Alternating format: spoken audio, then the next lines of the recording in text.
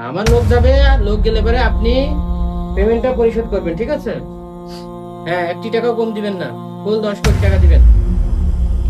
হ্যাঁ হ্যাঁ, আচ্ছা ঠিক আছে। হ্যাঁ হ্যাঁ হ্যাঁ, টাকা ঢুকে গেছে। আচ্ছা, তাহলে হচ্ছে আমি জানিয়ে দিচ্ছি। সাব্বির, হ্যাঁ টাকা তো ঢুকে গেল ব্যবসায়ীদের দেখতে। হ্যাঁ, ওই যে বিদ্যুৎ চলে গেছে তো, হ্যাঁ এই জন্য বাইরে এসে দাঁড়ায় আছে। ওকে ওকে, ঠিক আছে, তাহলে পরে ক্লিয়ার হয়ে যাক। ওকে, সি ইউ লেটার। ওকে। আসসালামু আলাইকুম ভাই। ওয়ালাইকুম আসসালাম ওয়া রাহমাতুল্লাহ। কি অবস্থা সাব্বির? কি অবস্থা অমিত? ভাই, মদ ব্যবসায়ীরা পার্টির ফান্ডের জন্য 1.5 কোটি টাকা দিয়েছে। ব্যাংকে প্লেস করে দিয়েছি টাকা। মদ ব্যবসায়ীরা ফান্ডে টাকা দিয়েছে? আরে আমাদের পার্টি তো ওই ধরনের না। আমরা রাজনীতি করি মানুষের কল্যাণের জন্য, মানুষের ভালোর জন্য।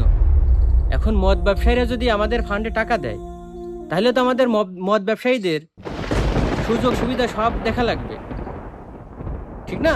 এখন মদ তো একটা হারাম জিনিস।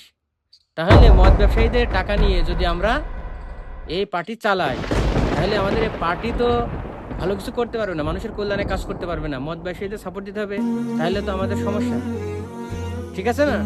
তাহলে কি মদ ব্যবসায়ীদের টাকা নিয়ে যাবে? না না না ভাই, তাহলে তো এই টাকা নেওয়া যাবে না। তাহলে ব্যাংকে থেকে ট্রান্সফার করে দিই। তাহলে সেটাই করো। ঠিক আছে, তাহলে আবার পরে দেখা হবে। হ্যাঁ, ওকে।